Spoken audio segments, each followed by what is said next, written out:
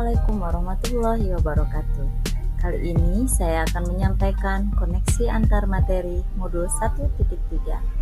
Saya Nurulma SPD, CGP Angkatan 10 dari SMP Negeri 5 Geger Bitung, Kabupaten Sukabumi.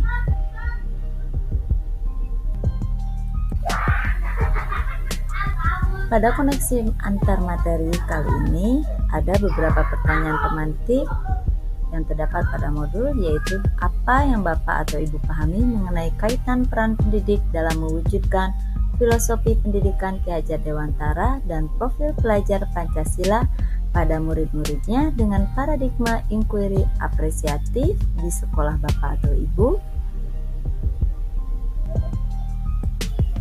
Kaitan yang saya pahami adalah bahwa seorang pendidik haruslah memahami dan mengenali karakteristik peserta didik, minat dan bakat yang disesuaikan dengan kodrat alam dan kodrat zaman.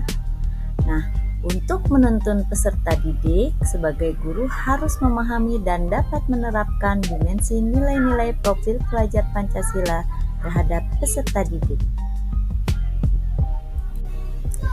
Di mana yang kita ketahui dimensi profil pelajar Pancasila yang pertama yaitu beriman, bertakwa kepada Tuhan Yang Maha Esa dan berakhlak mulia. Yang kedua adalah bergotong royong, yang ketiga adalah bernalar kritis, yang keempat berkebinekaan global, yang kelima mandiri, dan yang terakhir adalah kreatif. Untuk dapat mewujudkan peserta didik yang memiliki dimensi profil pelajar Pancasila, maka dibutuhkan sebuah visi untuk mencapainya. Dalam pembuatan sebuah visi, di sini kita akan menggunakan paradigma inquiry apresiatif, yaitu pendekatan manajemen perubahan yang kolaboratif berdasarkan pada kekuatan. Pada materi ini berkaitan dengan kekuatan yang ada di lingkungan sekolah.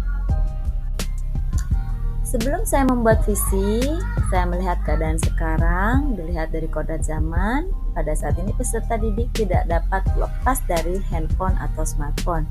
Maka dalam benak saya tercetuslah sesuatu yang dapat menjadi kekuatan di sekolah saya yang dapat meningkatkan pembelajaran. Kekuatan yang dapat saya kembangkan adalah tentang pemanfaatan handphone atau smartphone untuk proses pembelajaran dan kreativitas peserta didik. Maka tersusunlah prakarsa perubahan, yaitu meningkatkan kreativitas dan proses pembelajaran melalui teknologi smartphone atau handphone. Selanjutnya, pada modul 1.3 ini terdapat pertanyaan pemantik yang kedua, yaitu revisi dan rumuskanlah dengan penuh keyakinan visi yang telah Bapak atau Ibu buat berdasarkan jawaban pertanyaan di atas ke dalam sebuah visi yang membuat Bapak atau Ibu bersemangat ketika membacanya dan menggerakkan hati setiap orang yang membacanya. Sebelum saya mengetahui tentang inquiry apresiatif, sebelumnya saya pernah membuat sebuah visi dengan judul mewujudkan peserta didik inovatif, kolaboratif, mandiri, dan berbudi pekerti luhur untuk mewujudkan profil pelajar Pancasila. Kemudian setelah saya mengetahui pembuatan visi berdasarkan inquiry apresiatif, maka visi yang saya buat adalah terwujudnya peserta didik yang berakhlak mulia, inovatif, dan berwawasan global. Melalui visi tersebut, saya mengharapkan peserta didik dapat berkreasi secara inovatif menggunakan smartphone yang membantu dalam proses pembelajaran, sehingga pemanfaatan teknologi dapat diarahkan ke arah yang lebih positif.